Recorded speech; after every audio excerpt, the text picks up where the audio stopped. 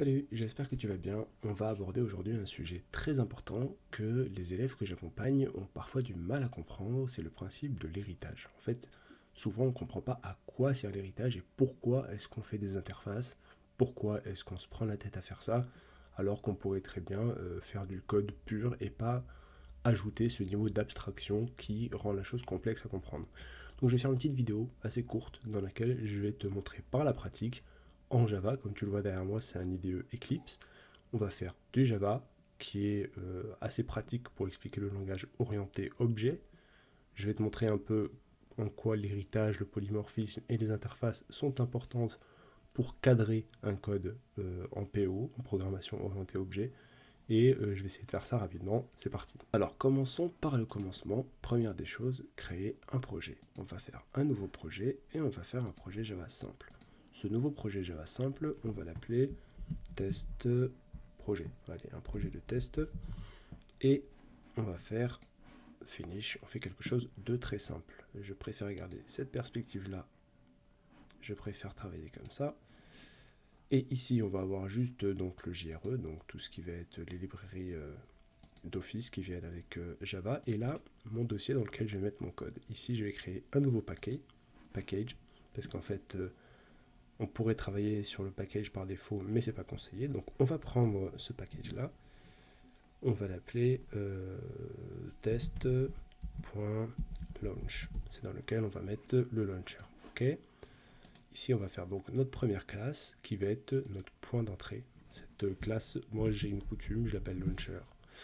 C'est la classe dans laquelle je vais mettre la méthode main qui va être la première méthode appelée par le code. Donc ici, c'est là qu'en fait le code va être lu en premier. Ok, donc dans cette première méthode, on ne va rien faire pour le moment. On n'a pas besoin de mettre quelque chose dedans. Ici, on va vouloir faire appel à nos objets. Donc faire appel à nos objets. Faire appel à nos objets, et nos objets ici, on va dire que ça va être des voitures. Ok. Ces voitures-là, en fait, pour les appeler, on va faire la syntaxe connue des gens qui font du Java. On va faire, par exemple, notre voiture. On va dire que la première voiture qu'on va faire, c'est une BMW. Donc on va faire BMW. Et donc ma BMW va être égale à une nouvelle BMW. Alors pour pouvoir faire ça, il faut que j'ai, parce que si j'enlève les commentaires ici, il va me dire t'as pas de BMW encore. Donc si je sauvegarde ça, alors oui, il n'y a pas d'espace ici. Ma variable, il va me dire il n'y a pas de BMW. Il va me proposer de créer une classe BMW. On va le laisser faire. On va faire simple, on va pas créer un nouveau package. On le laisse créer la nouvelle classe BMW. Et on va lui dire tu la mets dans test.launch. Ok, pas de problème. Donc ici, si je sauvegarde, il n'y a plus de problème. Parce que j'ai bien une classe BMW. Alors, cette BMW, c'est un objet comme un autre. Donc, elle va avoir des paramètres privés. Parmi ces paramètres privés, on peut dire par exemple qu'une BMW, elle va avoir une vitesse maximum, ok, une max speed, et elle va avoir également, alors ce max speed, pardon, c'est pas une fonction, pourquoi j'ai mis les parenthèses, elle va avoir une max speed, donc une vitesse maximale, et elle va avoir également une vitesse minimum. Donc c'est min speed. Ok. Ici, on va avoir donc une BMW qui a une vitesse maximum et une vitesse minimum. Et on va dire que cette BMW aussi, elle va avoir quelque chose. BMW, on va mettre private, marque. Hein. Et ça, on va dire que c'est un string. Et on va faire aussi une private, toujours en string. On va mettre, donc on a une marque et on a un modèle. Voilà. À partir du moment où on a ça, on peut dire que voilà, on a quelque chose de minimum pour notre BMW. Par contre, ici j'ai fait une BMW.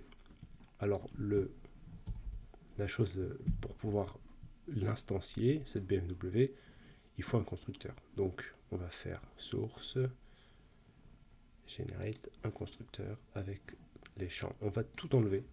Parce qu'en fait, moi ce que j'ai envie de faire, c'est de faire ce constructeur. Donc je construis une voiture à vide, sans rien. Et ensuite, je mets une vitesse maximum, etc. Et ensuite, je lui mets donc des getters et des setters qui vont venir ici. Alors maintenant, exprès, je ne les mets pas. Imaginons que demain, j'ai envie de faire une Renault 21. D'accord? Cette Renault 21, je prends spécifiquement une Renault assez vieille, on va dire. On va faire pareil, hein, égale une nouvelle Renault 21. Et là, il va me dire encore une fois, pareil, il faut que tu crées une nouvelle classe Renault 21. Je la crée, pas de problème. Ok. Une fois que cette classe elle est créée, lui, il ne crée plus, il n'y a plus de souci. Cette Renault 21, je vais lui faire, donc pareil, hein, je vais lui rajouter ça. Je vais lui dire, tu as ces paramètres-là.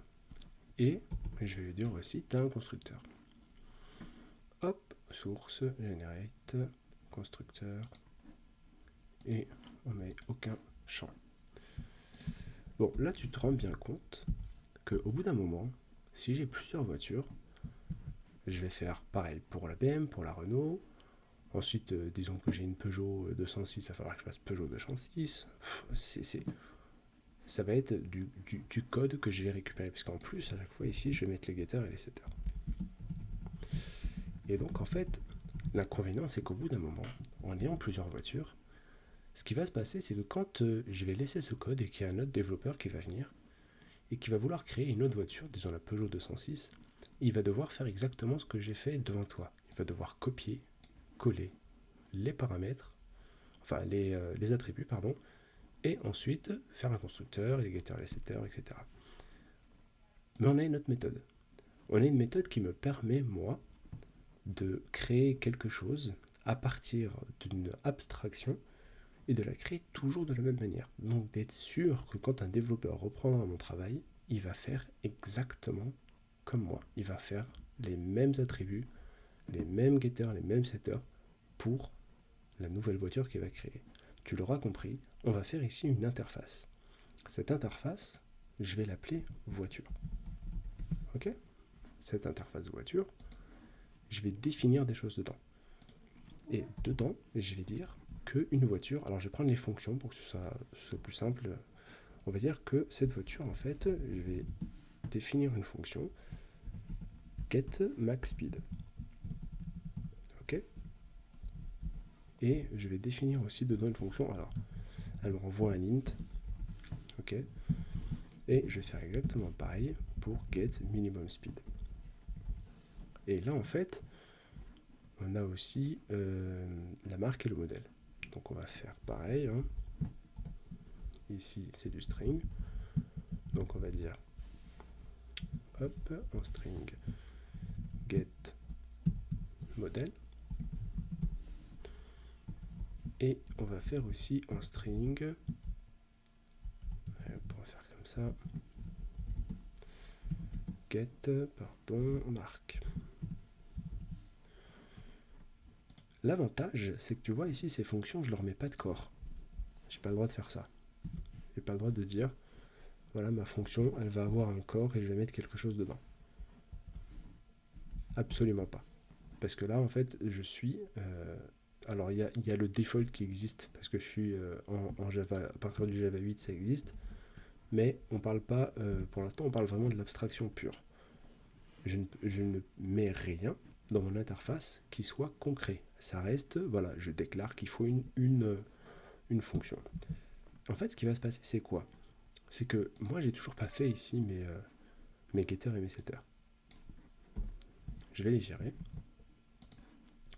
Et pour me forcer, en fait, à créer la voiture de la même manière que les autres, et bien en fait, toutes mes voitures, je vais dire qu'elles implémentent l'interface voiture. Donc, toutes mes voitures, je vais leur ajouter ça.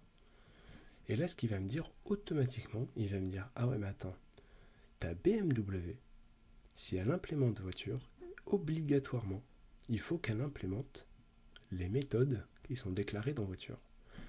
Donc ici, moi, je pourrais très bien déclarer une méthode, par exemple, public, get, hop, couleur, des sièges. D'accord? En sachant que cette méthode-là, elle est spécifique à la BMW. Donc je vais même l'appeler get BMW couleur des sièges. Ok? Donc ça m'envoie une couleur en string. En fait, cette fonction-là, il n'y a aucun problème. Je vais retourner nul, mais je peux retourner par exemple blue. Il n'y a aucun problème pour le fait que cette voiture-là, qui a des sièges bleus, bon bah ça c'est une méthode qui lui est spécifique. Pas besoin que toutes les voitures aient des couleurs de siège. Bon, c'est peut-être un mauvais exemple. On va dire peut-être get BMW couleur du poste. D'accord? On pourrait faire deux interfaces. Des voitures avec un poste et des voitures sans poste. Mais on va rester assez simple. On dit que voilà, on a la BMW, elle a des postes, donc poste radio, hein, et en fait, les autres n'ont pas forcément de poste. Elles ont une vitesse maximum, une vitesse minimum, etc. Là, ce que je vais faire, c'est que je vais implémenter les méthodes qui ne sont pas implémentées, que je dois implémenter de force. Et là, je vais implémenter les méthodes qui sont déclarées dans voiture. Et je vais les recoder. Ce qui fait que, bon là, j'ai plus vraiment l'erreur. Quand je vais mettre ici implémente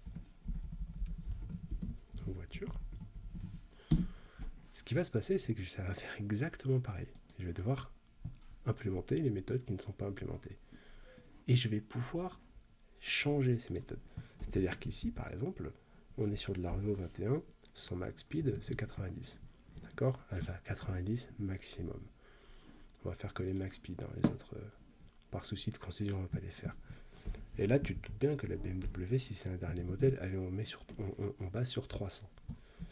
Donc, c'est la même méthode, c'est get max speed. Et là, Renault 21, get max speed. C'est-à-dire que quand je vais aller dans mon launcher sur mes deux voitures, si je fais ma BMW .get max speed, ici, il va me renvoyer mes 300. Si je fais ici Renault 21 .get max speed, il va par contre me renvoyer une autre valeur, qui va être la valeur, je ne sais plus combien j'ai mis, 90. Donc en fait, voilà, on a deux fonctions qui ont le même nom, mais qui ne contiennent pas et qui ne renvoient pas la même chose. C'est ça le polymorphisme. Donc en fait, on va avoir ici une interface qui va nous forcer à faire dans les voitures des méthodes spécifiques. Pourquoi? Tu me diras pourquoi. On pourrait très bien, voilà, à chaque fois refaire getMaxSpeed et enlever cette override, qui veut dire qu'on réécrase la méthode en la redéfinissant. Là, on la redéfinit en faisant un retour à 90, et là, on la redéfinit en faisant un retour à 300. Pourquoi on se prend la tête à faire ça? Mais vraiment, faut comprendre qu'on ne code pas tout seul. On code pour soi, mais surtout, enfin pour la performance, mais surtout pour les autres, pour être relu. Donc en fait, quand une personne va vouloir ajouter une voiture, elle a juste à créer une nouvelle voiture et à faire implémente. Voilà, je veux créer, on avait dit quoi? Une Peugeot 206. Donc ici, je crée une Peugeot 206. Et je vais lui dire, alors là, il y a un truc qui est intéressant directement dans Eclipse, j'ajoute directement l'interface. On va dire l'interface de voiture. Hop. Et donc, il m'ajoute automatiquement le implément de voiture et il m'ajoute automatiquement les méthodes que je dois implémenter. Et je vais changer le max speed, ce ne sera pas le même. Mais je sais que les trois, BMW, Renault 21 et Peugeot 206, sont des voitures.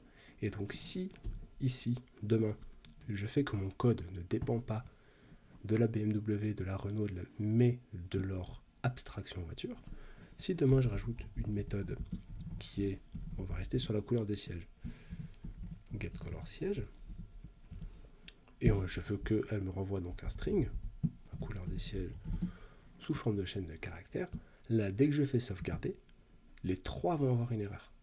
Ce qui va se passer, il va me dire, ah, si tu veux implémenter voiture, tu es obligé d'avoir ici des méthodes, et donc il va rajouter la méthode getColorSiège. Je vais devoir faire, donc il n'y a plus l'erreur quand je sauvegarde, je vais devoir faire pareil dans toutes mes voitures. Et c'est ça en fait la puissance de l'héritage dans la PO, c'est-à-dire dans les langages orientés objets. Voilà, j'espère que cette vidéo t'a été utile. C'était un petit tuto, on va dire, à la cool, rapide, mais qui permet de comprendre ce truc-là. J'ai vu, moi, j'ai été confronté à pas mal d'incompréhension par rapport à ça et je trouve ça très important. N'hésite pas à me dire si ça t'a été profitable, à commenter sous la vidéo, à liker comme d'habitude, à t'abonner. Et puis je te dis à la prochaine vidéo. Ciao.